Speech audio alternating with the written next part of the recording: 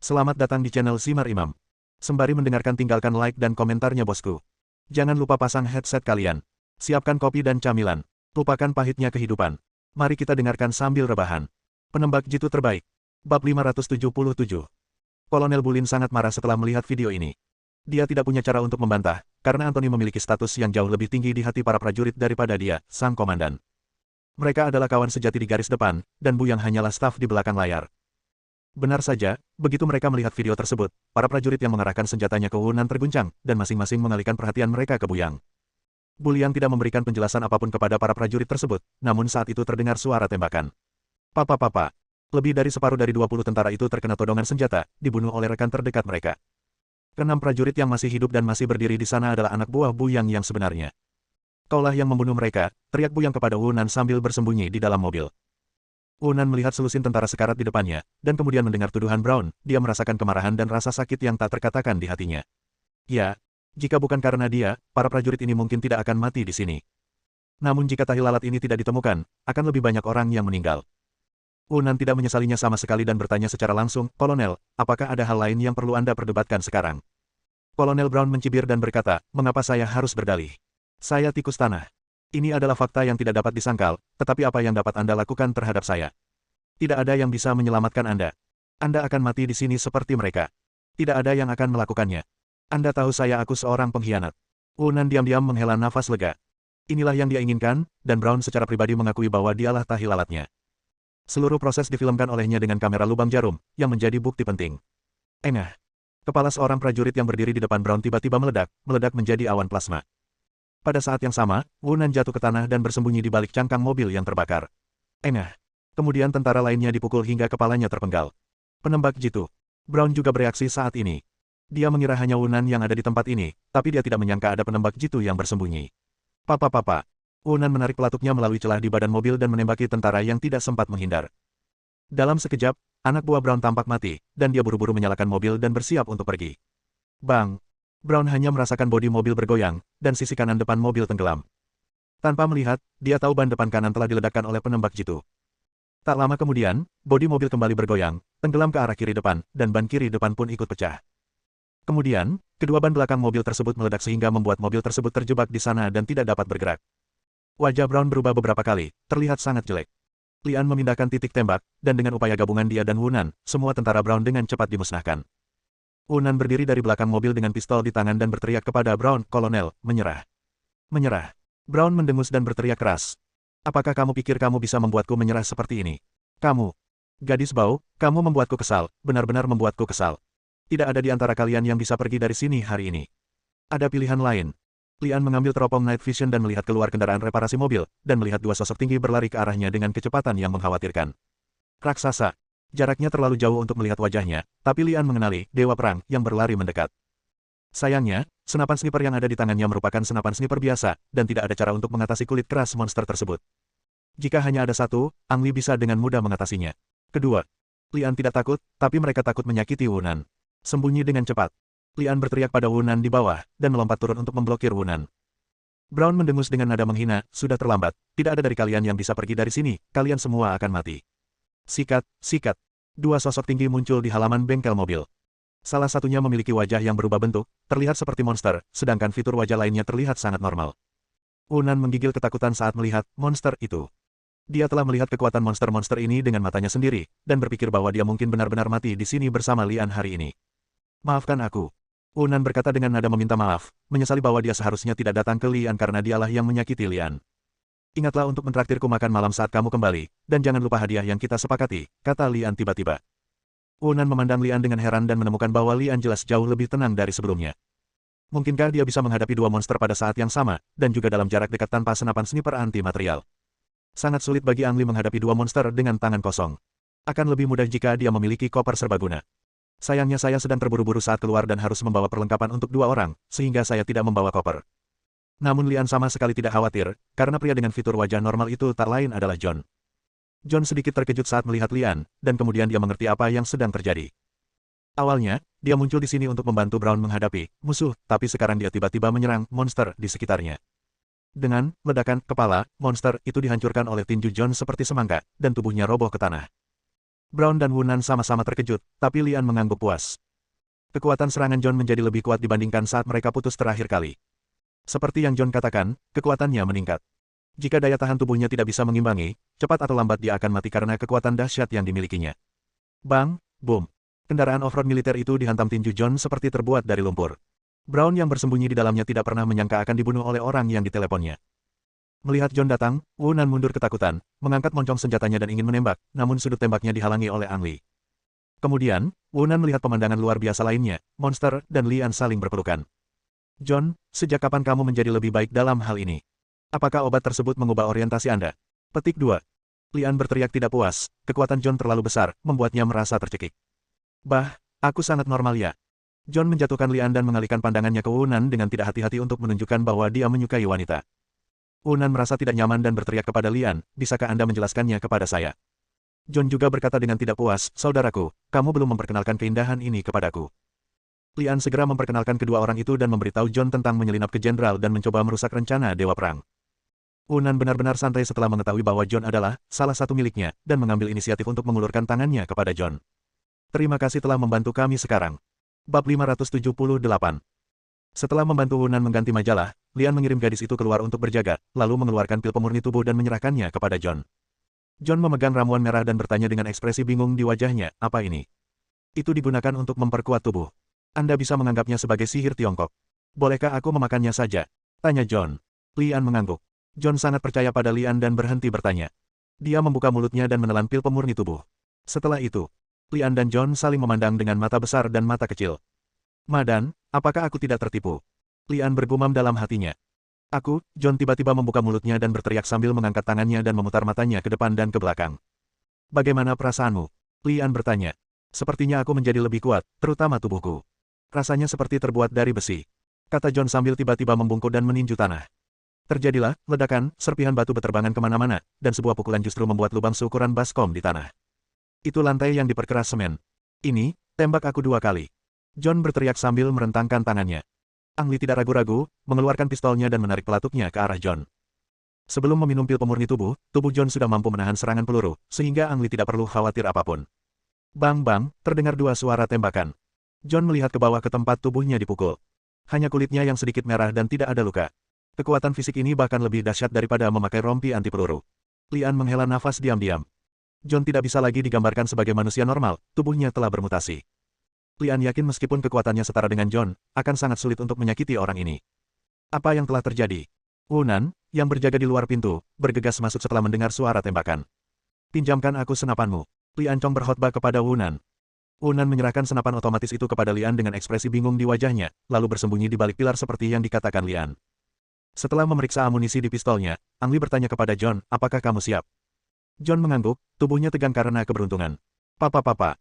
Ang Li menarik pelatuknya, dan peluru menghantam John seperti meteor. Hei, apa kamu gila? Wunan hampir berteriak, tapi kemudian dikejutkan oleh pemandangan di depannya. Saya melihat semua peluru memantul setelah mengenai John. John sepertinya mengenakan baju besi baja tak kasat mata yang dapat menangkis peluru. Setelah menembakkan semua peluru di magasin dalam satu tarikan napas, Lian menemukan bahwa area di mana tubuh John terkena hanya lebih merah dari sebelumnya, tetapi tidak ada darah. Kekuatan fisik ini terlalu berlebihan. Wunan, yang biasanya menonton, membuka mulutnya lebar-lebar, tidak dapat menemukan kata-kata yang tepat untuk menggambarkan suasana hatinya di benaknya. Cobalah mengganti dengan peluru yang menembus baju besi. Lian menyarankan. Yohanes mengangguk.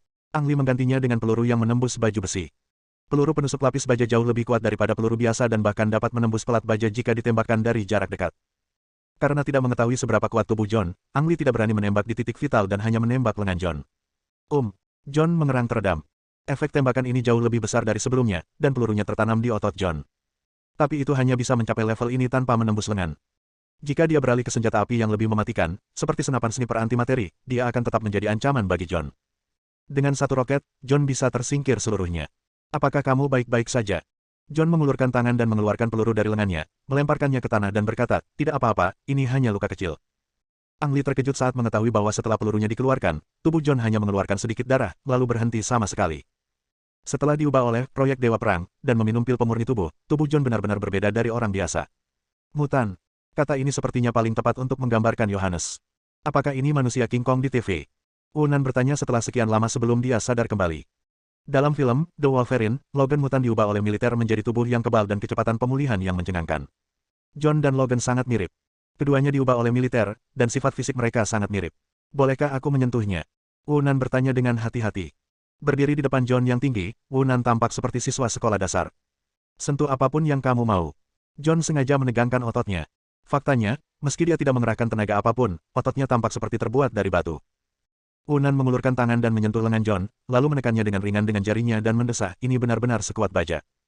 Lian sudah mulai mengemas perlengkapannya dan memanggil Wu Nan, yang sedikit bingung, ayo pergi, sudah waktunya kita berangkat. Kemana harus pergi? Wu Nan bertanya. Tentu saja, saya akan menyelesaikan tugas yang tidak saya selesaikan terakhir kali. Saya masih menunggu untuk menerima hadiahnya, jadi jangan berbohong. Menyerang markas rahasia yang digunakan Sang Jenderal untuk melaksanakan rencana Ares. Wu Nan terkejut saat menyadari hal ini.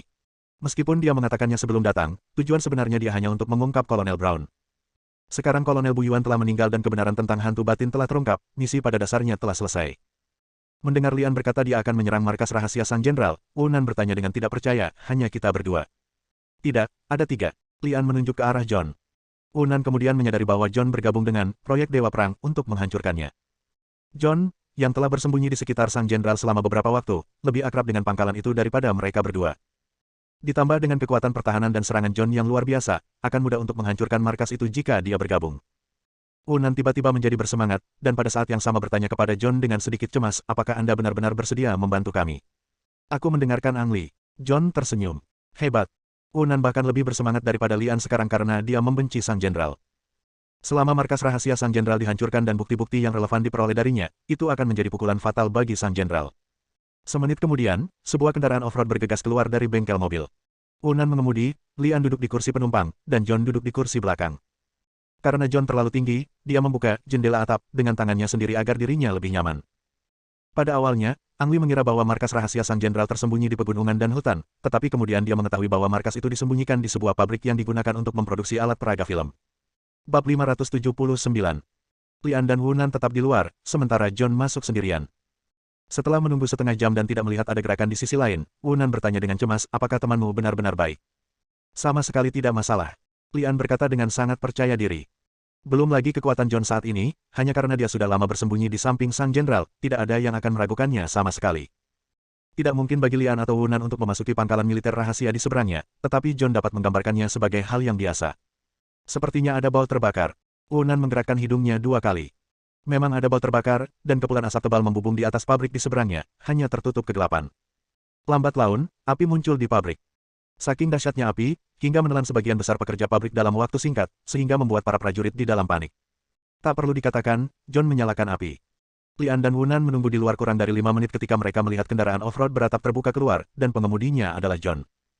Lian dan Wu Nan menunggu John pergi sebelum mundur, dan kedua belah pihak bertemu beberapa kilometer jauhnya. Ini yang kamu inginkan. John melemparkan hard drive yang diambil dari komputer ke Ang Li. Lian mengambilnya dan melihatnya, tetapi tidak melihat ada yang salah dengannya, jadi dia menyerahkan hard drive itu kepada Wu Nan. Wu Nan untuk sementara tidak yakin apakah ada bukti di hard drive. Penghancuran markas rahasia Sang Jenderal berjalan begitu mulus, bahkan tanpa ada satupun tembakan yang dilepaskan, yang membuat Wu Nan tidak dapat mempercayainya dan merasa seperti mimpi. Menurut John, hard drive tersebut berisi semua informasi, proyek God of War, termasuk video pengawasan yang digunakan sebagai subjek percobaan. Dapat dikatakan bahwa semua bukti kriminal Sang Jenderal ada di dalamnya. Selain harddisk, John juga membawakan oleh-oleh untuk Wu Nan yang merupakan Letnan Kolonel, tangan kanan Sang Jenderal. Saya telah bertemu Letnan Kolonel Lian ini beberapa kali dan mengenalinya sebagai penanggung jawab proyek-proyek Dewa Perang. Bagi Wu Nan, tahanan di depannya jauh lebih berguna daripada hard drive yang tidak diketahui. Dia akan menjadi saksi penting melawan Sang Jenderal. Kedua pihak bertukar kata singkat dan kemudian pergi ke dua arah. Lian membawa John kembali, sementara Wu Nan membawa para tahanan dan hard drive ke rumah persembunyian untuk menemukan Anthony. Kurang dari setengah jam setelah kedua pihak pergi, sebuah helikopter militer muncul di atas pabrik yang terbakar. Jenderal itu sedang duduk di helikopter. Dia melihat ke pangkalan rahasia yang dilalap api dengan ekspresi serius. Berderak. Gagang pintu logam berubah bentuk karena cubitan Sang Jenderal. Ayo pergi. Helikopter itu hanya berputar-putar di langit dan terbang atas perintah Sang Jenderal. Bagaimana menempatkan John menjadi sebuah masalah. Bawa dia kembali ke sekolah seni bela diri jenggot. Saya masih menginap, dan karena banyak orang di sana, sangat tidak pantas. Dapatkan kamar di hotel. Ini juga agak tidak realistis. Alasan utamanya adalah Lian hanya memiliki sedikit perubahan pada dirinya, dan John tidak memilikinya sama sekali. Setelah banyak pertimbangan, Ang Li hanya bisa menempatkan John di loteng di atas apartemen Grace. Dengan kekuatan John saat ini, dia bisa langsung masuk ke loteng tanpa melalui apartemen. Loteng itu terisolasi dari tempat lain, jadi itu tempat teraman. Dengan adanya John di sini, senjata dan perlengkapan yang disembunyikan di loteng dianggap aman. Setelah menenangkan John, Lian pergi ke supermarket di lantai bawah dan membeli 2 kotak mie, yang merupakan makanan John baru-baru ini. Mari kita selesaikan sebentar, lalu aku akan memikirkan solusinya, kata Lian sambil meletakkan mie instan. John tidak peduli apa yang dia makan. Baik dia dan Lian dilatih di medan perang, jadi tidak masalah jika mereka tidak makan selama beberapa hari. Bos, bisakah kamu mengambilkanku beberapa botol anggur? John menjilat bibirnya. Selama jangka waktu ini, dia tidak minum setetes pun anggur bersama sang jenderal. Sekarang dia akhirnya bebas, dia hanya ingin minum anggur untuk memuaskan keinginannya. Lian merogoh sakunya dan menunjukkan kepada John bahwa dia telah menghabiskan seluruh uangnya hanya untuk membeli mie instan. Aku akan membawakanmu beberapa kali aku datang ke sini lagi. Oke, kata John tak berdaya, berhenti sebentar, dan bertanya, Bos, apa rencanamu selanjutnya? Bermaksud, Lian ditanyai. Dia diatur di sini untuk mencari berita tentang ibunya, tapi niat sebenarnya ayahnya adalah untuk menciptakan perasaan antara dirinya dan Hu Jing. Sekarang setelah Hu Jing tiada, masih belum ada kabar tentang ibuku. Selanjutnya, saya memperkirakan bahwa saya harus tinggal di sekolah seni bela diri jenggot, atau mendapatkan sejumlah uang untuk membeli informasi tentang ibu saya. Apa yang harus Yohanes lakukan? Kamu tidak bisa pergi ke sekolah dengan pria sebesar itu di sisimu, kan? Sebelum Lian dapat menjawab, John melanjutkan, Bos, Ali dan Kai Zi belum menyerah mencari Anda. Saya memiliki informasi kontak mereka. Apakah Anda ingin menelepon mereka semua? Berbicara tentang Ali dan Kai Zi, Ang Li memikirkan kelompok tentara bayaran Orion. Meski Ang Li belum berinisiatif untuk menghubungi mereka, namun ia telah memperhatikan website Orion Mercenary Group. Ternyata website tersebut sudah ditutup sejak setengah tahun lalu. Apakah mereka baik-baik saja? Lian berpikir sejenak dan bertanya. Oke, tentu saja. Bos, jangan lupa bahwa Ali adalah seorang pangeran, dan dia tidak bisa menghabiskan semua uangnya. Pria bernama Nuote itu kini bergaul dengan Ali dan menikmati makanan pedas setiap hari. Kalian tidak perlu khawatir dengan Chaiko, dengan skill yang dimilikinya ia pasti tidak akan mati kelaparan. Di antara semua orang, saya adalah satu-satunya yang tidak melakukannya dengan baik. Setelah melewati beberapa kelompok tentara bayaran, saya datang ke Amerika Serikat. Petik 2. John memperkenalkan situasi semua orang saat ini, dan ketika dia mengucapkan kalimat terakhir, dia sangat senang. Jika dia tidak pergi ke Amerika Serikat, dia mungkin tidak akan bertemu Ang Li. Oh, Lian menanggapi dengan ringan dan mengikuti khotbahnya. Selama semua orang baik-baik saja, jangan beritahu mereka kabarku untuk saat ini. Bagus. Jawab John, mengetahui bahwa ada alasan mengapa Lian hidup mengasingkan diri di sini. Bos, seperti yang kubilang tadi, Ali dan Chaizi tidak pernah menyerah mencarimu. Sejauh yang saya tahu, mereka mengincar broker itu. Petik 2. Makelar. Lian mengerutkan kening, memikirkan pria yang selalu mengenakan jas. Itulah orang yang membuat forum Bleach dan kemudian mengorganisir game Bleach. Brokernya sangat misterius, dan yang lebih misterius lagi adalah kekuatan di belakangnya. Jika Ali dan Chaiko memprovokasi orang ini, mereka akan mendapat masalah. Namun, anak itu tiba-tiba menghilang setelah Death Game berakhir, dan sampai sekarang belum ada kabar sama sekali. Lian diam-diam menghela nafas lega, dan pada saat yang sama punya ide lain. Saya tidak bisa menyimpan nama saya di sini selamanya. Saya harus menyelesaikan masalah-masa lalu. Saya mengerti. Saya akan menghubungi Ali dan Chaizi jika ada kesempatan. Ya, John merasa lega sekarang. Bab 580. Ketika dia bangun keesokan paginya, Lian menerima pesan teks yang menunjukkan bahwa Wu Nan telah mentransfer 5 juta dolar AS kepadanya. Dengan uang itu, Lian membeli anggur dan daging dan mengirimkannya kepada John. Mengenai uang tunai, Ang Li tidak meninggalkan apapun untuk John. Dia sangat mengenal John sehingga dia tidak bisa menabung sama sekali. Setelah kamu memberinya begitu banyak uang saat kita putus terakhir kali, bukankah dia muncul lagi sebagai orang miskin? Lian tentu saja akan mendapat manfaat dari uang itu. Setelah mengobrol sebentar dengan John, Ang Li naik kereta bawah tanah menuju pasar gelap. Begitu dia memasuki pasar gelap, Lian menemukan ada arus bawah di sini, dan jumlah orang di jalan berkurang setengah dari biasanya. Saat melewati toko pencarian, saya menemukan bahwa tidak ada satu orang pun yang mencari pencarian di dalamnya. Karena penasaran, Lian memasuki toko misi dan bertanya kepada pramugara, hanya untuk mengetahui bahwa semua orang yang menganggur telah direkrut. Mengenai siapa yang merekrut orang-orang ini dan apa tujuan mereka, Lian tidak bertanya. Kecuali dia juga menerima tugas ini, informasi lebih lanjut dapat diperoleh. Lian keluar dari toko misi dan berkeliling pasar gelap lagi. Dia menemukan bahwa orang-orang yang tersisa di pasar gelap pada dasarnya adalah pengusaha, dan sebenarnya tidak banyak pemalas.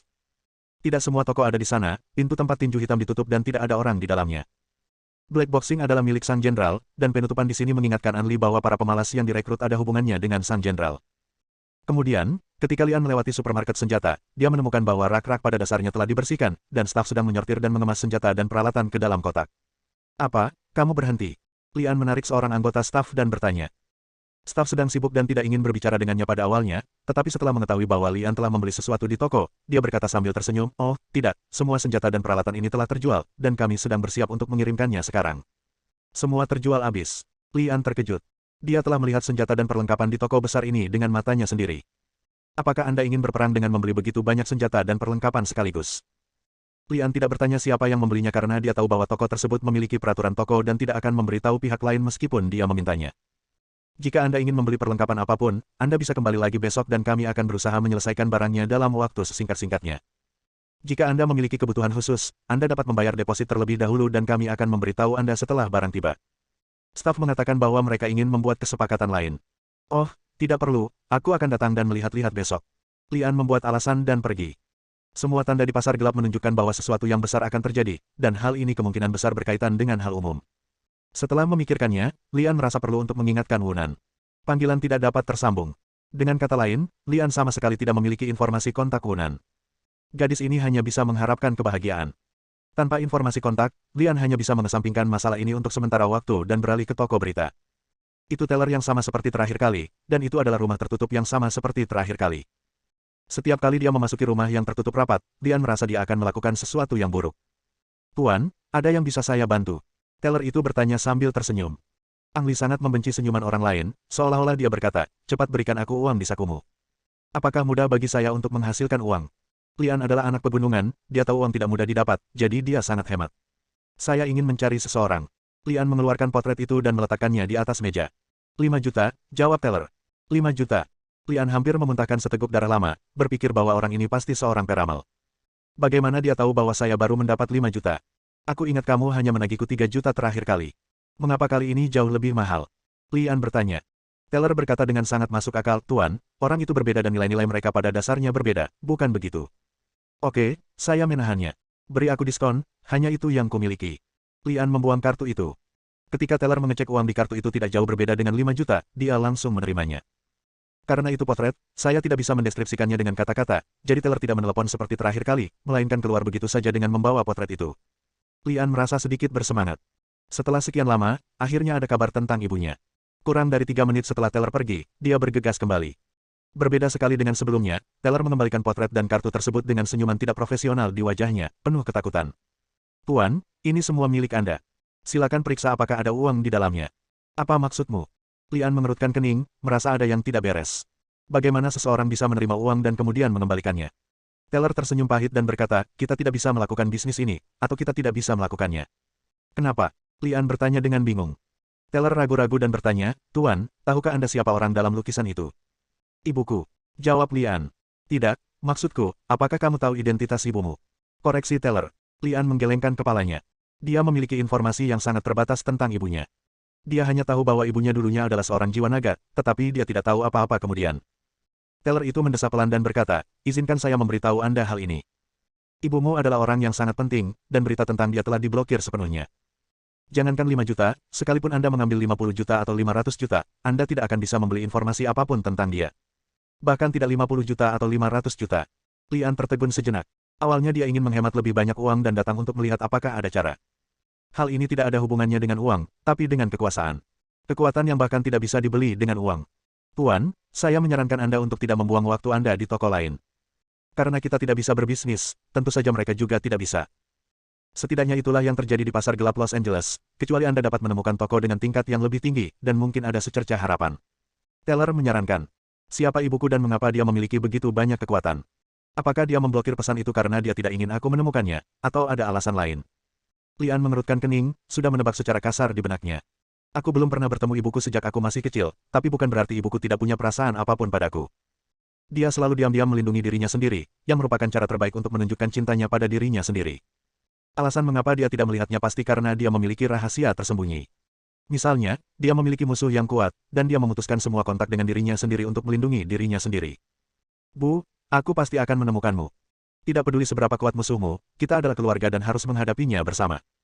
Bersambung.